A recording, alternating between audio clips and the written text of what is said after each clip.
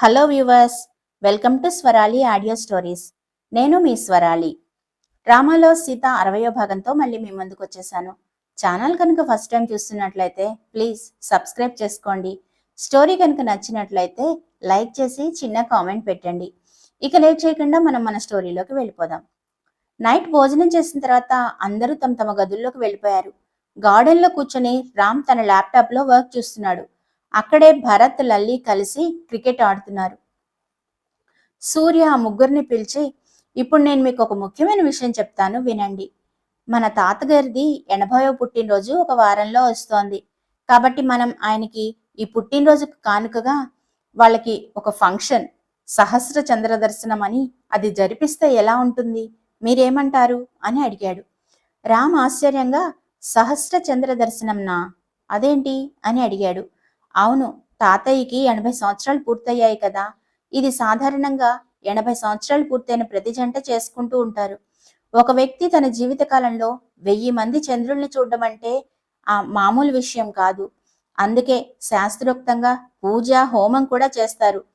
ఈ వయసులో వాళ్ళకి కావాల్సినవి కొన్ని అందమైన జ్ఞాపకాలు. మనందరం కలిసి ఈ ఫంక్షన్ గ్రాండ్గా చేద్దాం. మీరేమంటారో చెప్పండి. అన్నట్లు ఈ విషయం వాళ్ళిద్దరికీ తెలియనివ్వద్దు. వాళ్ళకి సర్ప్రైజింగ్ గా ప్లాన్ చేద్దాం, ఏమంటారు అని అడిగాడు సూర్య. లల్లికి సూర్య తెగ నచ్చేశాడు. ముద్దొచ్చేస్తున్నావురా బాబు, మన ఫ్యామిలీ గురించి ఎంత బాగా ఆలోచిస్తున్నావు అని మనసులోనే అనుకోకుండా ఉండలేకపోయింది లల్లి. సూపర్ మచ్చా, నువ్వు చెప్పింది నిజమే. ఆ వేడుకని మనం గ్రాండ్గా జరిపించి ఫుల్గా ఎంజాయ్ చేద్దాం అని ఆనందంగా చెప్పాడు భరత్. రామ్ కూడా ఇంప్రెస్ అవుతూ, నీ ఐడియా బాగుంది సూర్య, అందరికీ చెప్పి రేపు ప్రాసెస్ స్టార్ట్ చేద్దాం అని సంతోషంగా అన్నాడు రామ్ కూడా. లిల్లీ ఆపుతూ, వద్దొద్దు, అలా వద్దు, సర్ప్రైజ్ ప్లాన్ చేద్దాం అన్నయ్య. ఈ విషయం వాళ్ళకి ముందు రోజు వరకు చెప్పకూడదు మనం, ఏమంటారు అంటూ మిగిలిన ముగ్గురు వైపు ఎగ్జైటింగ్ గా చూసింది లల్లి. భరత్ సూర్యని చూస్తూ, మచ్చా, ఇదంతా ఎలా చేస్తారో నీకు తెలుసా? ఏమేమి ఏర్పాట్లు చేస్తారు? కళ్యాణ మండపం, ఇంకా ఇన్విటేషన్ కార్డ్స్, ఇవన్నీ కావాలి కదా అన్నాడు భరత్. సూర్య నవ్వి, మచ్చా, ఇక్కడ లంకంత ఇల్లు ఉన్నప్పుడు మళ్ళీ ఫంక్షన్ హాల్ ఎందుకు, వేస్ట్ కదా. ఇక పూజ విషయాలు కమలమ్మకి చెప్దాం, ఆవిడ చూసుకుంటారు. ఇక అందుకు కావలసిన సామాన్తో పాటు పెళ్లికి కావలసిన నగలు, బట్టలు కూడా మనమే కొనుక్కొని వద్దాం, ఏమంటారు అని వాళ్ళ వైపు చూశాడు. రామ్ అంతా విని, బాగుంది, అలాగే చేద్దామనడంతో నలుగురు కలిసి అమ్మమ్మ తాతయ్యల షష్ఠి పూర్తి వేడుక చేయడానికి సిద్ధమయ్యారు. ఉదయం ఎప్పట్లాగే భరత్ హాస్పిటల్కి బయలుదేరాడు. మార్నింగ్ రౌండ్స్ కోసం భరత్ ఒక్కో ఫ్లోర్లో చెక్ చేస్తూ ఉండగా ఫస్ట్ ఫ్లోర్లో ఉన్న డాక్టర్స్ మధ్యలో మానస నిలబడి ఉండడం చూశాడు భరత్. భరత్ మనసులో మానసాన్ని చూస్తూ, ఈమె ఎప్పుడొచ్చింది అనుకుంటూ ఆమె వైపు చూస్తూ ఆలోచిస్తూ ఉండగా మానస కూడా భరత్ని చూసింది. తన వైపు ఆమె చూడడంతో, భరత్, నా క్యాబిన్కి రా అని కళ్ళతోటే చెప్పి భరత్ వెళ్ళిపోతే మానస కూడా అతని వెనకే అతని క్యాబిన్కి వెళ్ళింది. లోపలికి వచ్చిన మానసాన్ని చూసి, నువ్వు వస్తావని అనుకోలేదు, ఎనీవే వచ్చావు, గుడ్. నీ జాబ్ని కంటిన్యూ చేస్తున్నావు కదా అని అనుమానంగా అడిగాడు భరత్. మానస ఉంటాను అని తల ఊపి, నేను మళ్ళీ ట్రై చేయాలనుకుంటున్నాను, నన్ను నేను ప్రూవ్ చేసుకోవాలనుకుంటున్నాను డాక్టర్ అని చెప్పగానే భరత్ నవ్వి ఆమె తనకిచ్చిన రిజైన్ లెటర్ని చించి ఆమె చేతిలోనే పెట్టాడు. భరత్ తనకి బెస్ట్ ఆఫ్ లక్ చెప్తూ, ఇక వెళ్ళి నీ వర్క్ చూసుకో మానస అని చెప్పిన అతన్ని చూస్తూ ఉండిపోయింది మానస.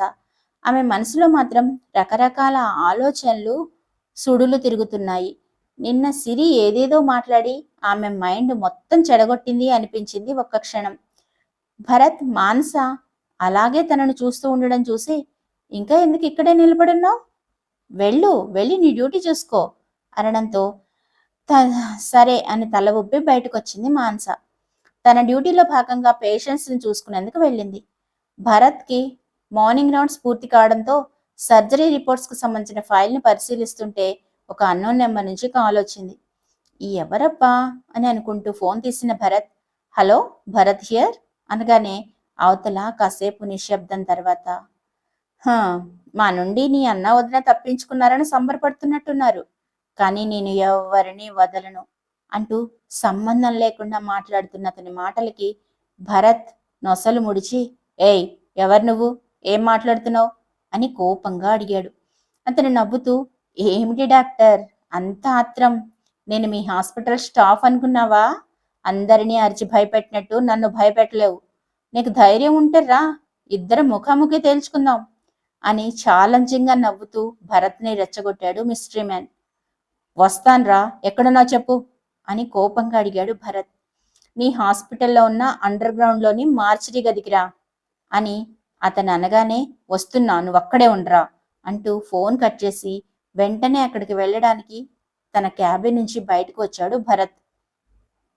అతని మనసులో, అంటే వదినికి జరిగింది యాక్సిడెంట్ కాదు, అన్నయ్య అబద్ధం చెప్పాడు, ఎందుకలా చెప్పాడు అని ఆలోచిస్తూ మార్చురీ ఉన్న ఫ్లోర్కి వెళ్ళడానికి లిఫ్ట్ ఎక్కాడు భరత్. అప్పుడే మానసకి సిరి ఫోన్ చేసి, ఇంపార్టెంట్ కేసు వచ్చింది, ఇక్కడ ఎగ్జామినేషన్కి డాక్టర్లు ఎవరూ లేరు, నువ్వు ఫ్రీగా ఉంటే సెకండ్ ఫ్లోర్కి వెంటనే రాగలవా అని కంగారుగా అడిగింది.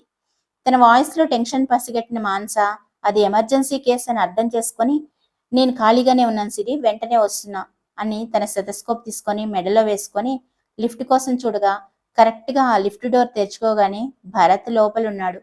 ఆమె లోపలికి వెళ్ళగానే 2వ అంతస్తులోకి వెళ్లేందుకు బటన్ నొక్కుతూ భరత్ ఏ ఫ్లోర్కి వెళ్తుంది గమనించి అతని వైపు చూసింది. మానస మనసులో, ఈయనిప్పుడెందుకు గ్రౌండ్ ఫ్లోర్కి వెళ్తున్నారు, అది మార్చరీ కదా, అక్కడేం పని అని అనుకుంటూ భరత్ మొహంలోకి చూసింది. అతని మొహంలో అయోమయంతో పాటు కోపం కూడా కనపడ్డది. మానస సెకండ్ ఫ్లోర్లో దిగిపోతే భరత్ నేరుగా గ్రౌండ్ ఫ్లోర్లోకి వెళ్ళాడు. భరత్ చుట్టూ చూస్తూ వాడెవరో తెలుసుకోవాలి అంటూ అక్కడున్న 4 గదులను ఒక్కొక్కటి తెరిచి చూశాడు. 2 గదుల్లో ఎవరూ లేరు, కానీ 3వ గది దగ్గర ఒక నవ్వు వినపడి ఆ రూమ్లోకి వచ్చాడు.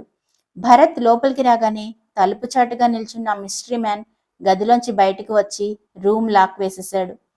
వాడు లోపల చిక్కుకున్న భరత్ని చూసి వంకరగా నవ్వుతూ, ఇక్కడి నుంచి ఎలా తప్పించుకుంటావో చూస్తాను మిస్టర్ భరత్, నిన్ను రక్షించడానికి ఇక్కడికి ఎవ్వరూ రారు, అలాగే ఇక్కడే ఫ్రీజ్ అయిపో అనుకొని డోర్ లాక్ చేశాడు. డోర్ మూసిన శబ్దం విన్న భరత్ టక్కున వెనక్కి తిరిగాడు. గాజు గ్లాస్ నుంచి వాడి కళ్ళు మాత్రమే కనిపించాయి. భరత్ తలుపు వద్దకు చేరుకునే సమయానికి ఆ మిస్టరీ మ్యాన్ డోర్స్ లాక్ చేసేసాడు. మరి లిఫ్ట్లో చిక్కుకున్న భరత్, మార్చురీలో చిక్కుకున్న భరత్కి ఏం జరగబోతోంది తెలుసుకోవాలని చాలా ఉత్సాహంగా ఉంది కదా, చెప్పాలని నాకు కూడా ఉంది. స్టోరీ కనుక మీకు నచ్చినట్లయితే లైక్ చేసి సబ్స్క్రైబ్ చేసుకోవచ్చు కదా.